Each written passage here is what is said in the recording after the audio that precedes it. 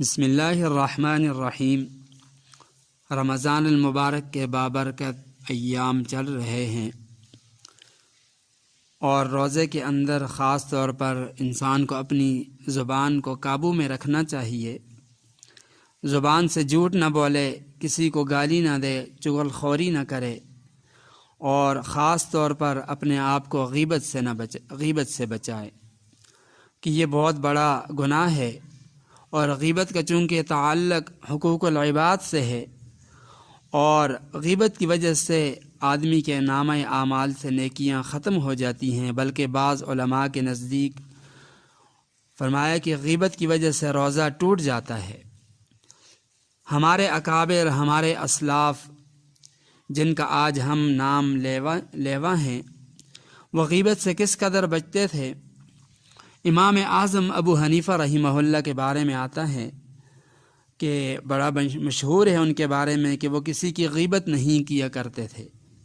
ایک شخص نے امام صاحب سے کہا کہ میں بڑے بڑے لوگوں کی خدمت میں رہا، کبھی نہ کبھی کسی سے کسی کی غیبت یا کوئی برائی ضرور سنی، لیکن میں آپ کی خدمت میں اتنے عرصے سے آ رہا ہوں، آپ کو میں نے کبھی کسی کی غیبت کرتے ہوئے، برائی بیان کرتے ہوئے نہیں دیکھا، اس کی کیا وجہ ہے؟ تو امام صاحب نے فرمایا کہ میں کسی کی غیبت کیوں کروں؟ ہاں، اگر غیبت کروں گا تو اپنی ماں کی غیبت کروں گا۔ اب وہ شخص بڑا حیران ہوا، کہنے لگا حضرت آپ نے پہلے فرمایا کہ میں کسی کی غیبت کیوں کروں گا، اور پھر فرمایا کہ اگر غیبت کروں گا تو اپنی ماں کی غیبت کروں گا۔ کہنے لگا یہ بات میری سمجھ سے باہر ہے، حضرت اس کی وجہ کیا ہے؟ تو فرمایا اصل بات یہ ہے کہ اس کی وجہ یہ ہے کہ جب کوئی شخص کسی کی غیبت کرتا ہے تو اس کی نیکیاں اس شخص کو ملتی ہیں جس کی وہ غیبت کر رہا ہے، تو میں اپنی نیکیاں غیبت کر کے دوسروں کو کیوں دوں؟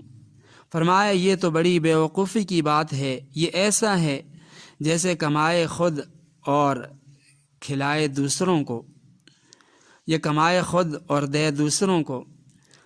اور فرمایا کہ یہ جو میں نے یہ کہا کہ غیبت کروں گا تو اپنی ماں کی کروں گا، یہ اس لیے کہا کہ اگر اپنی ماں کی برائی اور غیبت کروں گا تو بیٹے کی نیکیاں ماں کو ملیں گی، اس طرح گھر کی نیکیاں گھر میں رہیں گی، باہر نہیں جائیں گی۔ فرمایا عقل، سمجھ، دین، ایمان کا تقاضا یہی ہے کہ آدمی اپنے آپ کو غیبت سے بچائے۔